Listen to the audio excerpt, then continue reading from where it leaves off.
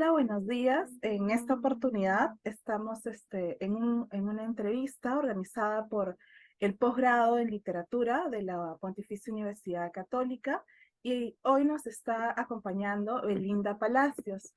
Hola, Beli. Ella es una escritora peruana que vive desde hace una década, tal vez un poquito más, en Suiza y es doctora en literatura colonial por la Universidad de Ginebra, con su tesis que rescata el olvido de la historia del huérfano, un manuscrito, que se creía que estaba embrujado y se mantuvo casi al margen y sin publicar aproximadamente 400 años. Hola, Beli, ¿cómo estás? ¿Qué tal? Hola Pamela, muchas gracias por la invitación. Estoy muy contenta de estar aquí contigo. Em, En esta oportunidad, nuestro eje temático va a girar en torno a tu novela, que es la primera, ¿cierto? Niña gordita. Sí. sí, sí, es mi primer trabajo de ficción, sí. Me gustaría saber, a ti, o que nos cuentes a todos los que estamos aquí, eh, ¿cuál fue tu principal motivación para escribir? O sea, pasar del ámbito académico, texto académico, tesis, artículo, a la ficción. O sea, sé que hay, digamos, no es muy ajeno, porque igual es escritura, pero me gustaría saber que me apoyes con tu motivación principal para escribir esta novela. Sí, digamos que a mí me encanta leer, ¿no? Desde siempre, desde muy pequeña, me gusta mucho, siempre me había interesado también escribir. Y esta es una novela que yo quería escribir desde hacía muchos años, pero no encontraba el tiempo, sobre todo. Y la idea de fondo que está detrás de este libro, digamos que mi primera motivación para escribir esta novela, es que yo quería escribir una historia que narrase el proceso de destrucción físico y mental de una chica. Ahora, ¿por qué exactamente esto? No lo sé, pero este era mi impulso primero, ¿no? Escribir la historia de alguien que podríamos pensar que lo tiene todo, pero que finalmente termina destruyéndolo todo. Y entonces este era mi punto de partida, pero yo de este punto de partida tenía que crear las circunstancias particulares de esta chica cuya vida iba a destruirse. Y entonces, a la hora de ir explorando posibilidades, me di cuenta de que había una serie de temas que para mí era muy importante abordar. El primero de estos temas es el de la sexualidad femenina, que yo sentía que era algo de lo que no se hablaba lo suficiente en la literatura peruana, en la sociedad peruana en general.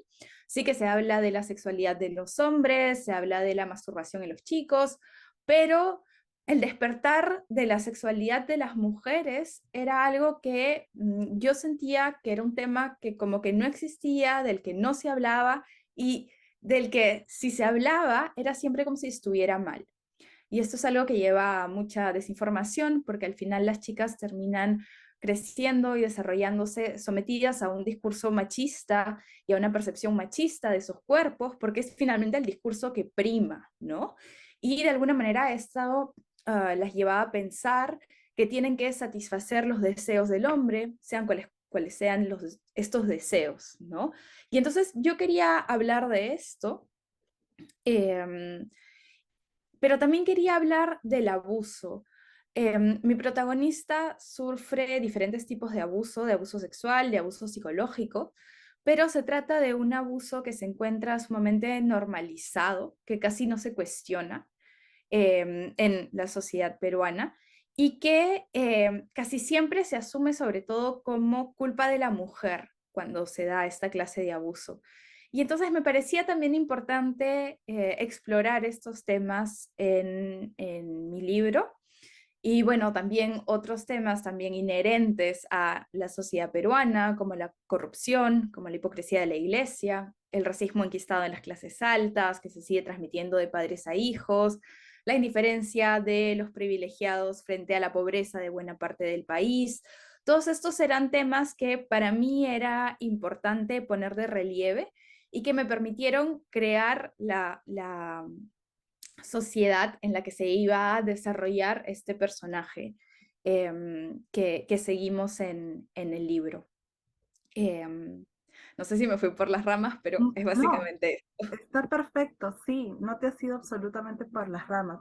Justo en una parte de la exposición de tu motivación, mencionaste la culpa del personaje, en este caso de Thalía. Eh, eso. ¿Qué tan presente consideras tú esta culpa que tiene la mujer respecto a su sexualidad? Mira que nosotras, como peruanas, y que, digamos, en su mayoría tenemos, bueno, al menos las mujeres, tenemos una formación judeocristiana. Entonces, la imagen de la culpa es muy fuerte. Entonces, ¿por qué esta culpa así desenmascararla? Em, Porque, digamos, yo creo que la mujer no puede realizarse plenamente si es que no integra todas las partes de su persona, de su humanidad, ¿no? Y la sexualidad es sumamente importante para que la mujer se desarrolle de forma plena.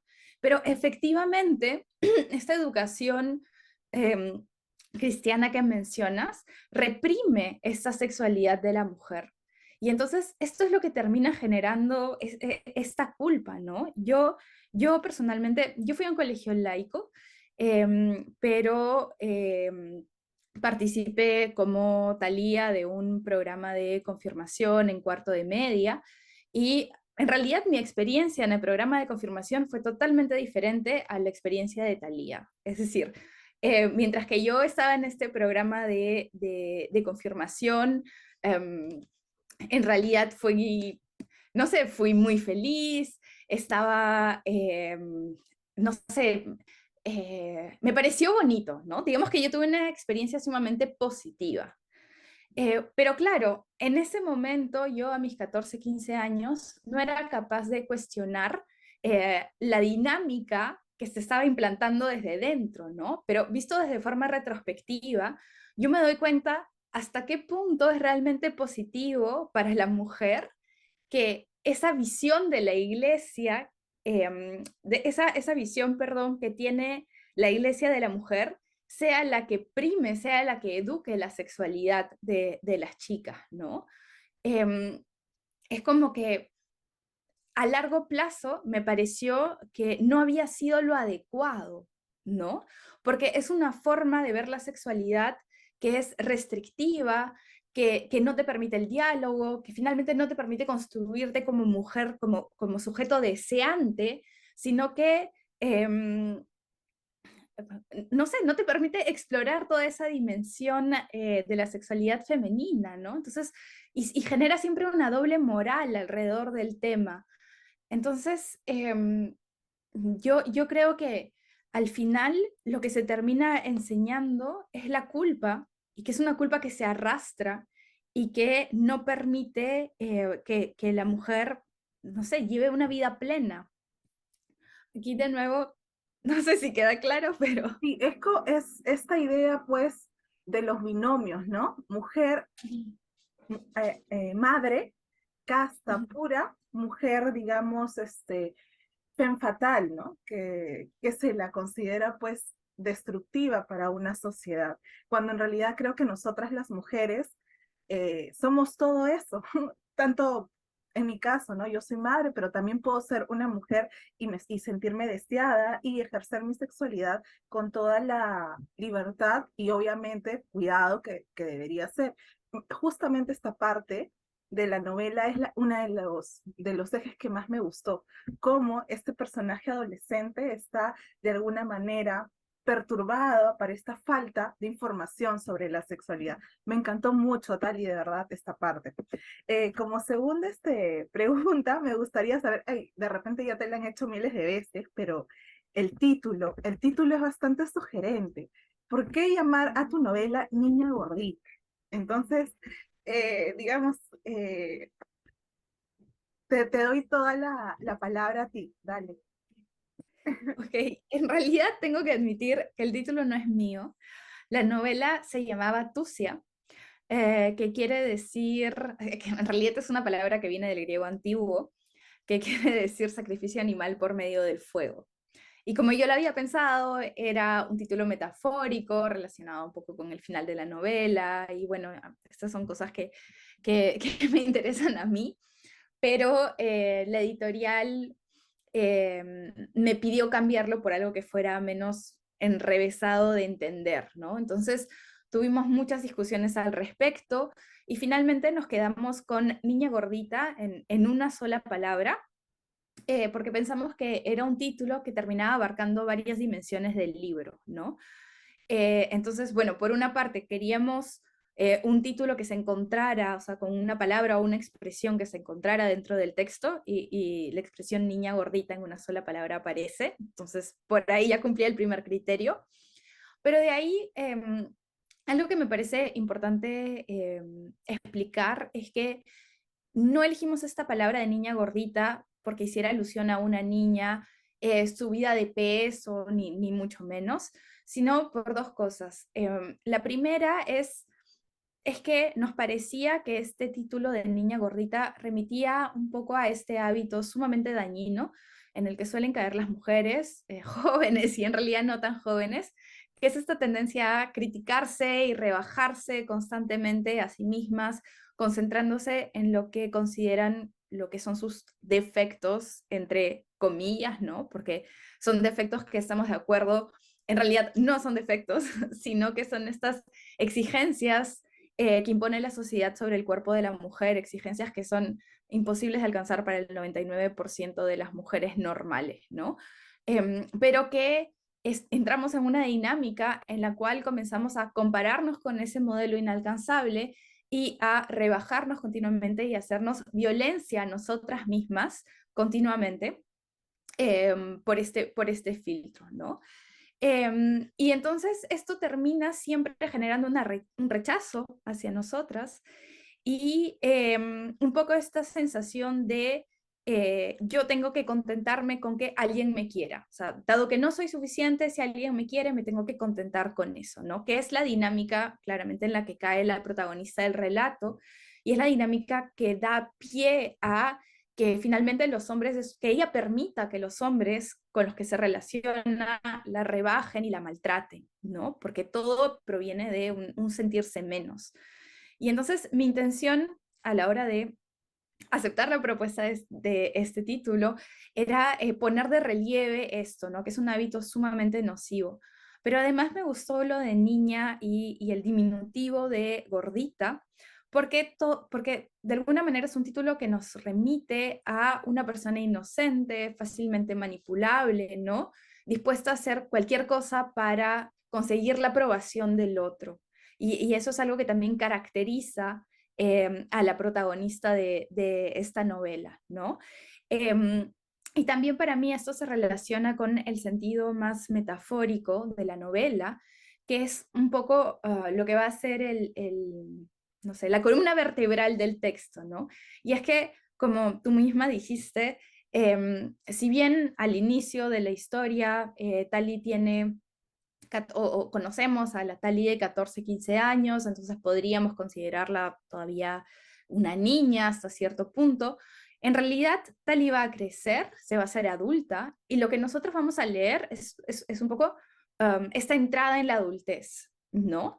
Pero a pesar de ser adulta, lo que tenemos es una adulta totalmente disfuncional, insegura, necesitada de afecto, necesitada de aprobación constante, que va a ser como si la protagonista siguiera siendo una niña gordita, entre comillas, a lo largo de toda la novela, ¿no? Una mujer que se siente como una persona desvalida, esta, como decía, esa necesidad de afecto y de aprobación constante, ¿no? Entonces todo esto para mí remite a una protagonista que está privada de agencia, ¿no? Em, que entabla relaciones con hombres que la privan constantemente del control sobre su propia vida, del control sobre su cuerpo, sobre sus decisiones, hasta que pues, es demasiado tarde, ¿no? Y entramos en el espiral del horror. Y quizás una de las únicas cosas sobre lo que tiene realmente control Thalía, la protagonista, es sobre la comida, sobre lo que come, ¿no?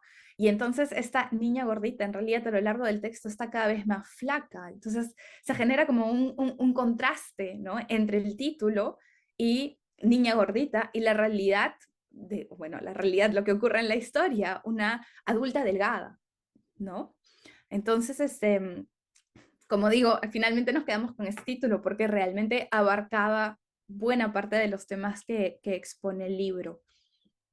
Sí, en realidad, cuando yo fui y pregunté por el libro, o sea, cuando me dieron el nombre del libro, me pareció bastante llamativo el título. Dije, ¿de qué tratará la novela? ¿Tratará realmente de un personaje, ¿no? Infantil, pero cuando uno va ingresando a la lectura y se va dando cuenta, es justamente esta niña, ¿no? Que quiere incluirse en esta sociedad, pues, donde existe un solo tipo de belleza. Y Ujú, creo que para muchas, como tú bien has mencionado, muchas mujeres, esto nos ha dañado ujú, definitivamente porque nos hace vernos raras, ¿no? O no cumplimos el ideal de belleza de una sociedad donde la esbeltez ha sido, pues, y bueno, este cambio de belleza desde los 90, me parece, ¿no? La esbeltez, 90 a 2000, la esbeltez se ha convertido, pues, en el eje, ¿no? En el eje de belleza. Muchas ujú. gracias por esta explicación del título que a mí me encantó, de verdad.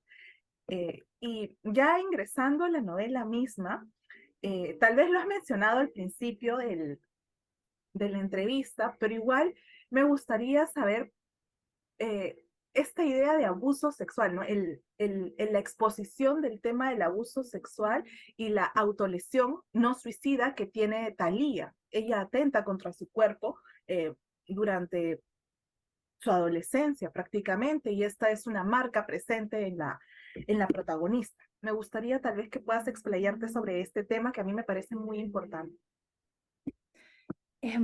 Sí, digamos, quizás comienzo con la autolesión. En general, digamos que los temas del abuso, de la autolesión, de la salud mental, me parecía que son temas que faltaban de diálogo, ¿no?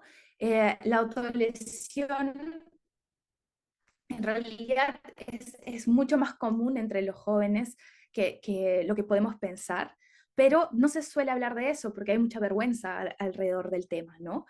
Entonces, algo que yo me planteaba es, si esta práctica es tan común, ¿no será que como sociedad estamos haciendo algo mal para que tantas chicas terminen experimentando esta pulsión por hacerse daño, ¿no?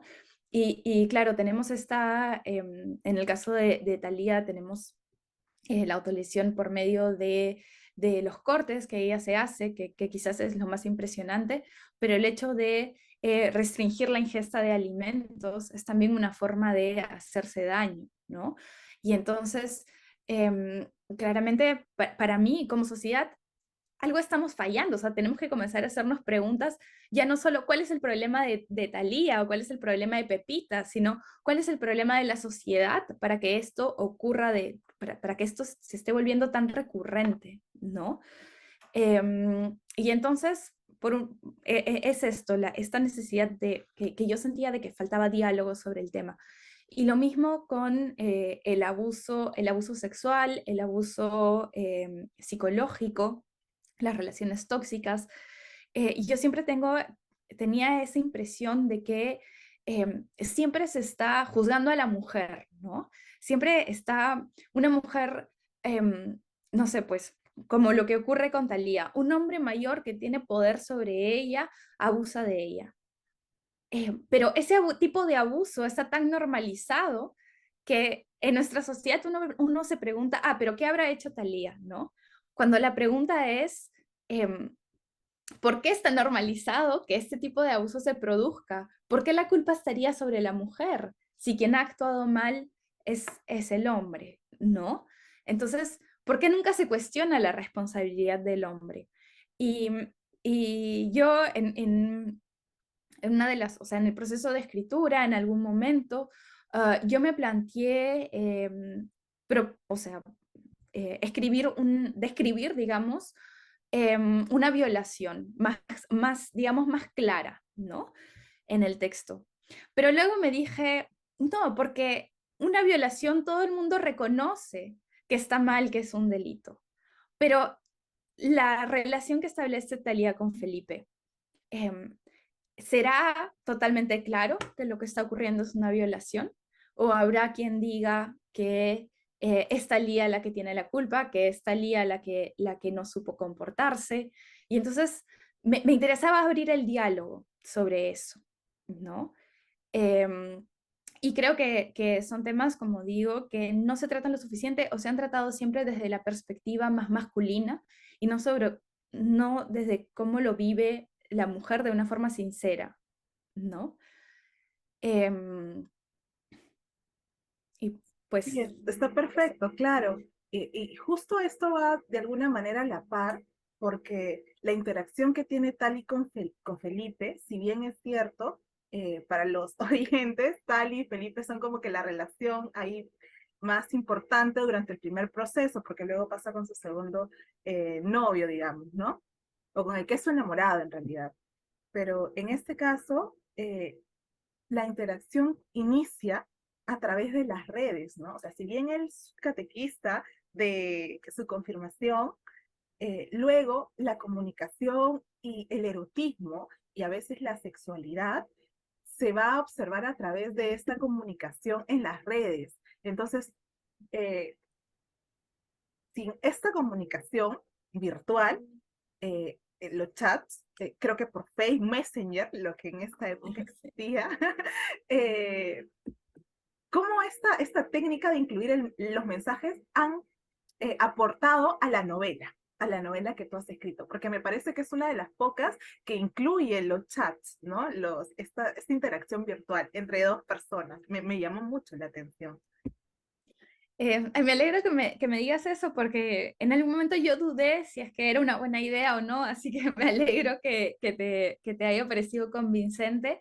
Yo creo en realidad que la comunicación virtual forma, o sea, hoy en día forma una parte integral de nuestras vidas, ¿no? Entonces me parecía absurdo no tenerlo presente también en el texto, a pesar de que sea un texto que estaría más bien ambientado en los 2000, ¿no?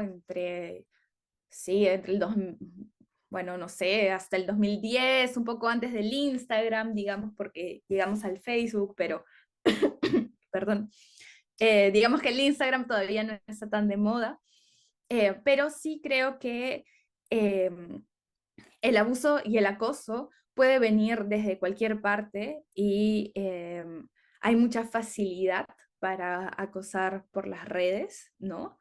Em, pero también me interesaba, o sea, me interesaba explorar también el tema de que em, colgarte el teléfono o no responderte el teléfono, no responder tus mensajes, ya sean por WhatsApp o por Instagram o por donde sea, em, o obligarte a compartir tus claves de redes sociales, todo eso son también formas de violencia, ¿no? Y entonces, dado que yo quería hablar de estos temas también, me pareció pertinente incluir dentro de la propia materia textual estos ejemplos de conversaciones que tienen los personajes por medio de la virtualidad, ¿no? Porque hoy en día forma tan parte de nuestras vidas que no podía dejarlo de lado. Yo sentía que no podía dejarlo de lado.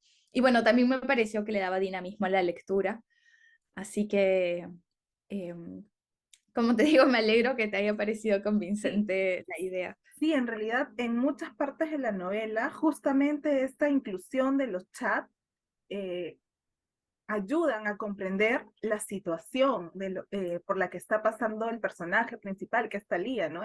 Este abuso, esta violencia a través de redes que, digamos, en la actualidad, donde todo es redes sociales, a veces no consideramos el acoso virtual como una forma de acoso, de violencia. Y esto Ujú, me parece que sí lo es, ¿no? La comunicación o la interacción a través de las redes es digamos, siglo XXI, es la nueva forma de interactuar entre los humanos, de comunicarse y hasta de entablar relaciones. Ujú. ujú. Sí, me gustó mucho eso. eh, ya entrando un poco más a la novela propiamente dicha, exactamente, hay una escena que a mí me encantó, y es como el personaje principal se va a desbaratar, ¿no? Me conmovió mucho porque es la escena donde el narrador, donde Tali, que se convierte en este momento en narrador, va a expresar de una forma muy cruda, muy cruda, muy cruel de alguna manera, la relación con su cuerpo y su sexualidad. No sé si podría, eh, le, podría, voy a leer un poquito, porque es la parte que a mí o sea, me generó, o sea, me conmovió mucho, ¿no? Y dije, wow, realmente está sucediendo. Para esto creo que tenemos que aclarar que Thalía y Felipe, bueno, Felipe está en una relación formal con una chica llamada Rebeca, y bueno, Thalía es como que la tercera o la amante en este caso, ¿no? Que ni siquiera llega a tener el lugar de amante, pero sí es de la que abusan psicológicamente por ciertos comentarios. Entonces Thalía dice una situación así, ¿no? Eh, como te comentaba, digamos, esa escena me conmovió mucho. ¿Tú crees que podrías leerla y explicarnos a nosotros eh, qué te animó a exponer esta imagen de sometimiento? A ver, dale, Tali, te doy la palabra, Beli, dale. A ver, entonces dice así, ¿por qué lo seguiste viendo entonces, Tali? ¿Por qué? Si sabías que estaba enamorado de Rebeca, si ahora estabas segura de ello, ¿por qué seguiste hablando con él por Messenger, accediendo a encontrarte con él en secreto a veces después de confirma, dejando que te besara, que te metiera los dedos en la chucha, aceptando meterte su verga en la boca, dejándolo que te hiciera lo mismo? ¿Por qué? Si odiabas la sensación, si te sentías tan repugnante después que te dabas asco a ti misma y tenías que bañarte compulsivamente, 2, 3 veces después de haberlo visto, si de pronto estabas en clases y sentías que olías a sexo, que olías clarísimo a sexo y que se te notaba en la cara lo que habías hecho, y sentías esa imperiosa necesidad de ducharte de nuevo, o aunque sea lavarte las manos apestosas también desde que él te había enseñado a tocarte, pero más fuerte te había dicho, métete más dedos, y él se había masturbado al frente tuyo y tú habías querido ponerte a llorar, porque no era eso lo que buscabas. Lo único que aspirabas era que él te quisiera. A mí me pareció fuerte esa escena, ya para una niña de 15, 16 años. Y entonces, esta imagen a mí me parece una forma de sometimiento, ¿no? Por sentirse amada. ¿Por qué? ¿Por qué exponerla así, de forma tan visible, a través de la emoción de Tali? Porque creo que quería plasmar de forma bastante directa cuál es o sea, el mal camino para del descubrimiento de la sexualidad, ¿no? Porque todo esto que experimenta Tali, em, digamos, experimentarlo desde el consentimiento, el sentirse querida, respetada, o sea, con sus propios tiempos, llevaría a una vivencia totalmente distinta que la forma en la que Talia descubre esto, ¿no? Digamos que ella está hablando de masturbación, está hablando de sexo oral, que son prácticas sexuales que en sí no tienen absolutamente nada de malo, si es que ocurren desde el consentimiento, desde el respeto, desde sí, eso, ¿no? Pero la forma en la que lo descubre Thalía es justamente la forma más dañina, de alguna manera, de descubrir estos aspectos de la sexualidad. Y entonces hay una máxima a la hora de escribir historias que es, no los digas, muéstralo. Y yo quería mostrarlo, ¿no? Quería mostrarlo, mostrar desde adentro em, cómo se viviría este proceso desde la violencia, ¿no? Finalmente. Definitivamente de acuerdo, es muy, muy visual la imagen. Yo eh, leía e imaginaba las escenas, ¿no? Y entonces me conmovía mucho con este personaje que eh, en un momento es muy inocente, justamente por el periodo que está atravesando, que es su adolescencia, todos estos cambios, todos estos nuevos conocimientos, y en especial para la mujer, en la sociedad en la que hemos vivido o que estamos viviendo, todavía se nos ocultan o hay ciertos temas tabú que se evitan mencionar en nuestros hogares, ¿no? Y uno de estos ideas tabú o digamos, eh, no sé, podría decir que está en el ADN de la sociedad, es la imagen de la mujer frente al espacio público. Y una de estas es las emociones. Entonces, en este caso, en la novela, observamos expresamente cómo el dolor de Tali y la ira se convierten en emociones imperantes. De alguna manera, tú consideras que estas emociones, y yo considero pues a Tali como mujer, infante, ¿no? Adolescente, menor de edad, que no tiene voz, no puede hablar, porque en algún momento ni siquiera tiene la confianza suficiente para hablar con la persona que la ayuda en terapia porque se siente juzgada.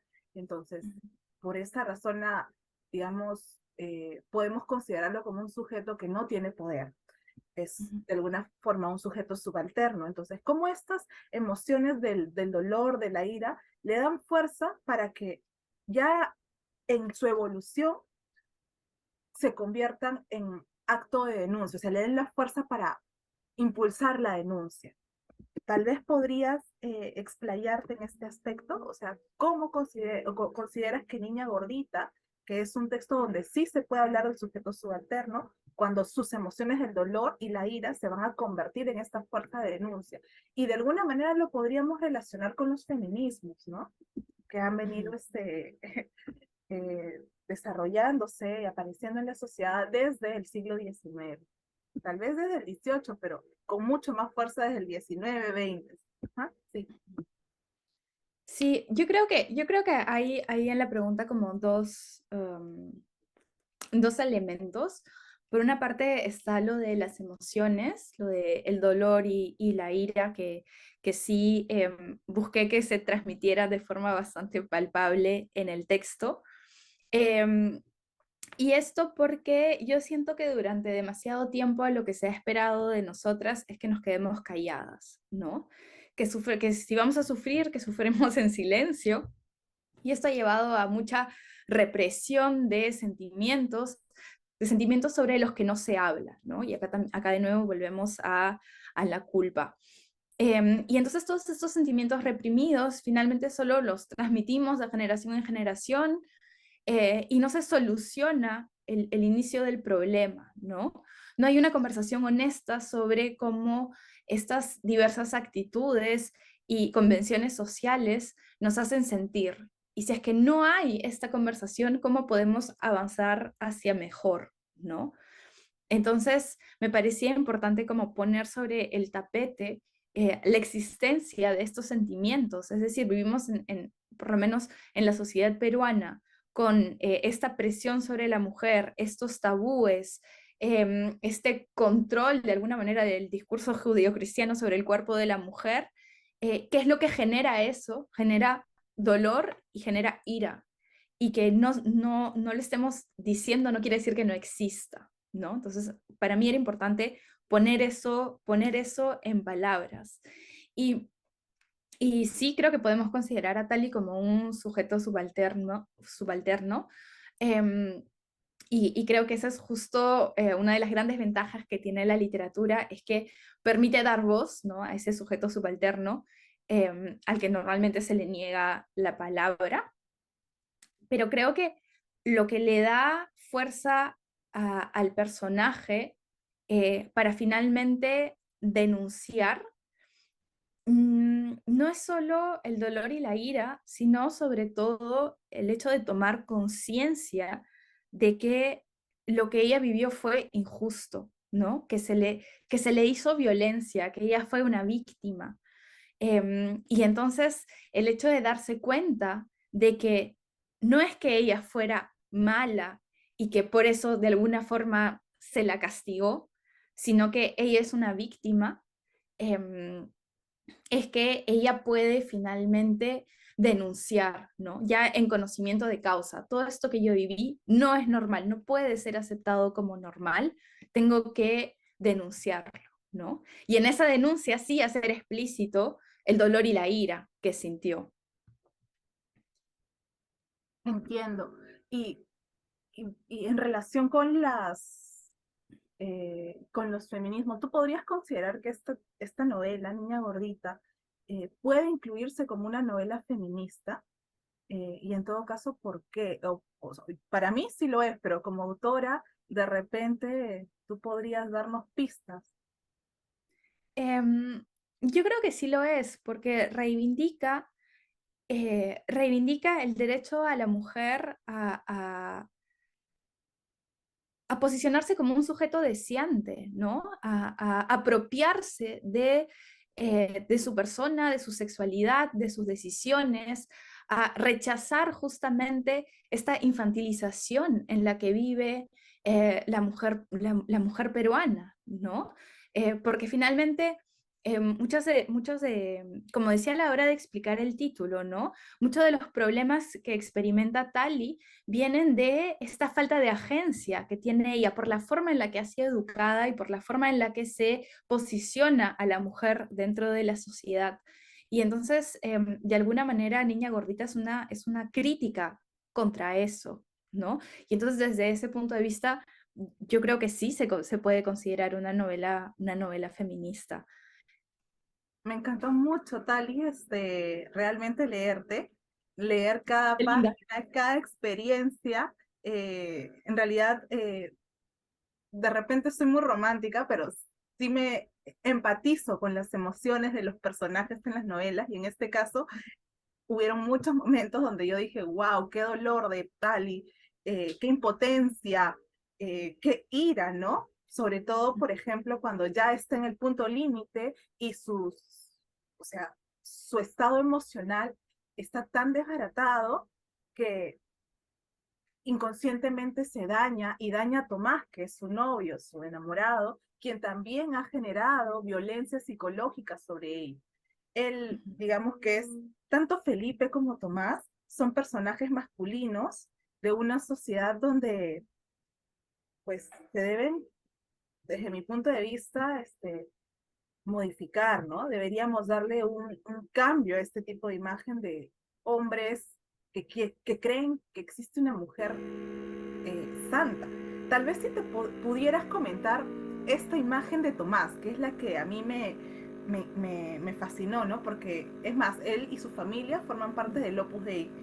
Entonces, tal vez ahí explicar cómo construiste este personaje para realmente, al menos desde mi lectura, que sea tan detestado, ¿no? O sea, detestable. Yo lo detesté definitivamente. No quiero un Tomás en mi vida. Sí, por favor. No, ninguna mujer se merece un Tomás en su vida. A ver, digamos, yo lo que me planteé era crear como la otra cara de la moneda en relación a Felipe, ¿no? Pero que finalmente para el lector quedase claro que ambos estaban generando el mismo daño en la protagonista, a pesar de mantener discursos muy distintos, ser personas muy distintas. Al final, los dos personajes lo que quieren es moldear a Tali a su antojo, ¿no? Quitándole sus propios deseos, su propia agencia. Cada uno quiere convertir a Tali en algo, ¿no? En el caso de Felipe sería justamente esta especie de fan fatal, Lolita, algo así bastante perverso. Y por otra parte está Tomás, que tiene un ideal de mujer Virgen María, Madre Perfecta, etcétera, y que también quiere convertir a Thalía en alguien que no es, ¿no?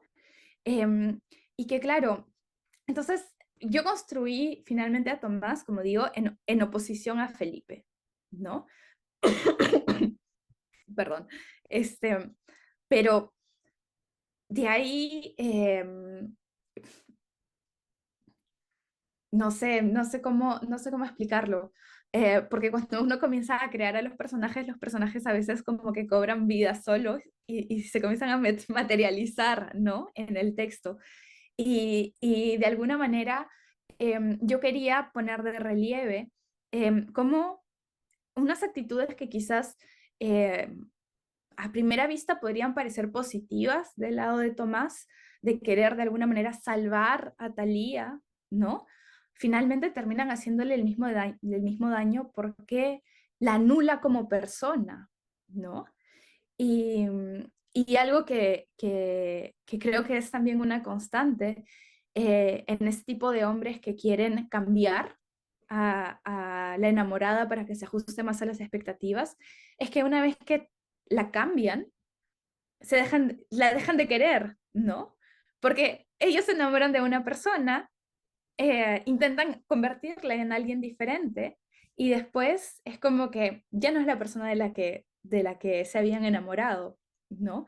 Entonces también me parecía interesante explorar eso en el texto, ¿no? Como cuando de alguna manera Taldi se convierte en lo que Tomás quería, a él deja de interesarle.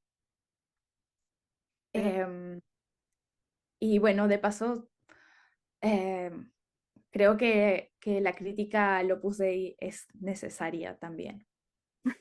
Sí, Entonces, no es una casualidad que el personaje y su familia pertenezcan a este grupo.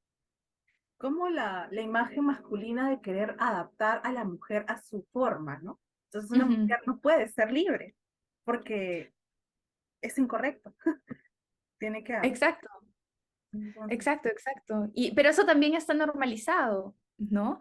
El no te vistas así, no te pongas esto, está normalizado y tenemos que rebelarnos contra eso. exacto. Bueno, esta es una entrevista que has caído de a pelo porque somos dos mujeres que creo que pensamos similar en esta idea de revertir, ¿no? La imagen eh, de la apariencia de una mujer, de las acciones de una mujer en relación a su ser, a su vitalidad, ¿no? Su vitalidad femenina. Una mujer no puede ser enclaustrada, no puede ser castrada, no puede ser limitada, ningún ser humano en realidad, pero durante la sociedad se ha observado pues que los hombres, bueno, el grupo masculino, no con ánimos de ofender a ningún oyente masculino aquí, sino que es lo que se ha venido dando, ¿no? Las mujeres no hemos tenido pues acceso tan sencillo a la educación, al voto, se nos han reprimido, se nos ha, hasta ahora se nos sigue invisibilizando. Entonces, creo que esta crítica que tú realizas, tanto al Opus Dei como a través de la imagen de Tomás, es, es la perfecta imagen de un hombre que no debería formar parte de una sociedad saludable en donde podamos las mujeres desenvolvernos con la completa libertad. Me encantó mucho estas imágenes que tú has creado, estos personajes contrapuestos. De verdad, soy una fan tuya y quería por eso Ay, gracias. preguntarte, si de repente tienes algún proyecto, estás trabajando en algo similar, como para comentarnos, no sé. O sea, sigo con personajes femeninos. A ver, estoy en la construcción de mi segunda novela. Y sigo con personajes femeninos porque me interesa explorar em, la feminidad en todas sus vertientes y el complejo mundo femenino que muchas veces se ha visto reducido solo a algunos clichés, ¿no? Cuando en realidad em, somos mucho más complejas que eso. Pero sí es un tipo de texto distinto porque ya no va a ser una novela realista, sino más bien fantástica.